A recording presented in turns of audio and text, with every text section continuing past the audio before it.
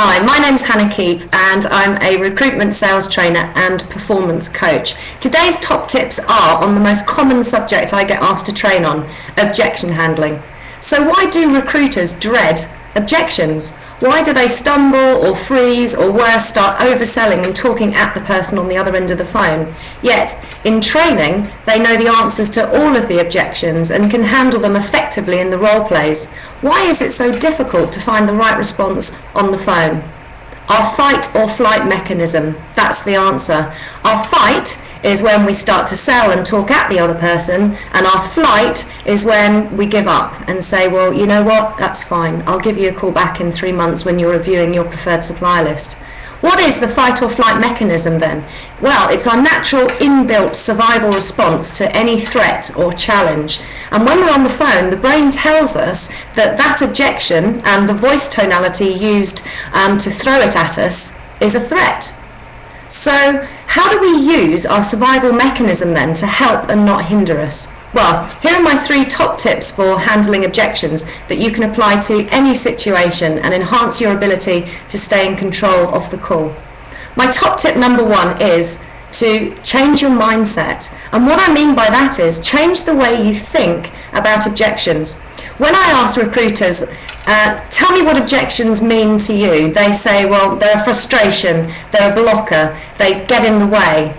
All negative responses to that question, and of course how we view an objection and how we think about an objection is going to either help us handle them effectively or it's going to get in the way. So the first thing that we need to do is think differently about objections. So how can we think about them in a positive way? Why don't we reframe them and think about them as an opportunity?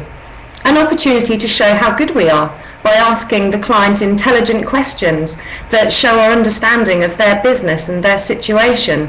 Why don't we talk about previous success stories that we've got that relate to that client?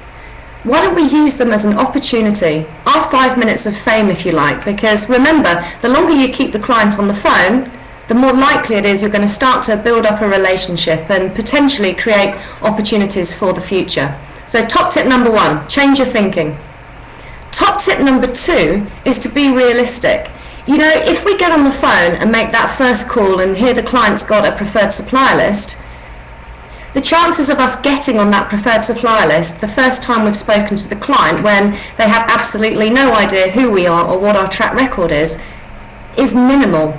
Unless, of course, the client's absolutely desperate for us. And let's be honest, you know, that's very rare. So let's be realistic about what we want to get out of that call. Instead of setting our objective as to get on the list, why don't we set the objective of is to build a relationship, to find out more about that organisation, the skills that they do recruit and potential challenges that they have. And maybe even to get the client to agree to look at one CV for them to benchmark the quality of what we can provide. Let's set our objectives lower and then we are less likely to be disappointed. And remember, it takes time to build a relationship and it may take 1 call, 2 calls, 3 calls, 4 calls over a period of 6 to 9 months if that client is a large organisation and has a very structured preferred supplier list. And you have to ask yourself, is the opportunity worth it? Okay, so that was top tip number 2, be realistic. Top tip number 3 is to take a deep breath. The minute you get an objection thrown at you, take a deep breath. It's simple, but it's effective. You know, when that fight or flight mechanism is kicking in, the adrenaline is running through our veins, our breathing quickens and our heartbeat starts to get faster. And of course, when that happens, we start to cut off the oxygen supply to our brain. And when that happens, it stops our inability to think on our feet and to remember all of the responses we've learnt in training. So the quickest and most simplest thing to do here is to breathe. Take a big deep breath before you respond. Remember, your biggest competitor on the phone isn't the other person or the objection that they're giving you. It's actually you and how you react in that moment. So remember, take a deep breath.